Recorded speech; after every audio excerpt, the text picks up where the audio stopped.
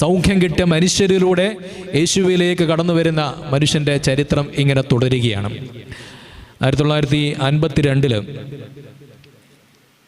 സമാധാനത്തിലുള്ള Nobel prize ലഭിച്ചത് ജർമ്മനിക്കാരനായ Albert സ്വീറ്റ്സർ എന്ന മനുഷ്യനാണ്.